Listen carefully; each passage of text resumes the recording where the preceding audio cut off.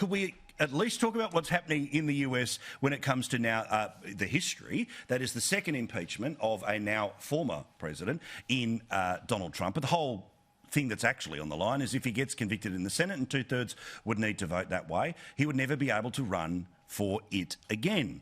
Interestingly today, though, a little bit of an insight into just what sort of a sham this is about the concept of trying to remove somebody from office who's already left and really the political hit job of guaranteeing he can't run again, is that even a sort of never-Trumper, the Chief Justice, John Roberts, who was there for the first impeachment trial, has said, I will not preside over the second trial because there's probably a good chance this will end up going eventually, if it does go against Trump, all the way to the Supreme Court to work out, can you actually vote to remove somebody who's already left? Well, yeah, it is so insane. I mean, the second impeachment is as insane as the first one.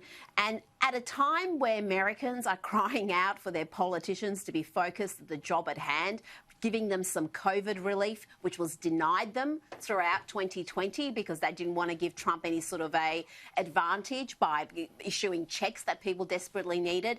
Instead of focusing on that, they're again focusing on this absolute and utter nonsense. And yet there are legal issues there, which I'm obviously not expert at, about whether this is even constitutional, whether this is even a sound process, given the man's not in the job anymore. But what they should be doing is making sure that they are reopening their economy. And on that, it's been very fascinating to see some of the Democrat governors and mayors who were the most ardent lockdown enthusiasts are all coming out now from Chicago to New York to Los Angeles to DC and even Michigan and saying, oh, we've got to open up. We've got to open up our restaurants now. This isn't sustainable. This is destructive. We can't have these lockdowns. People are being hurt. People can't feed their families.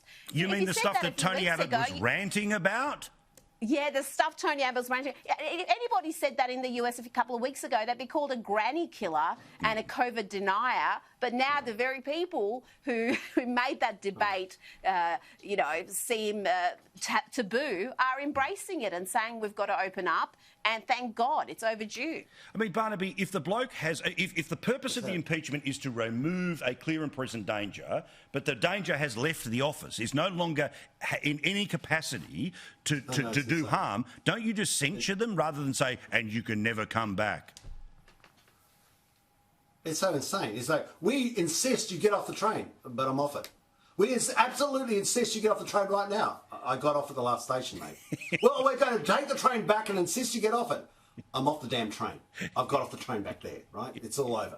But, you see these lefties. It's taken less than a week for the true colours to come out. I mean, this is my views. I know some of the other views. Biden, straight away, the pious Catholic has jumped in and saying he's going to basically be funding abortions overseas. That's one of his first decisions he's made. So much for the pious Catholic. That went out the window. Transgender people into the military.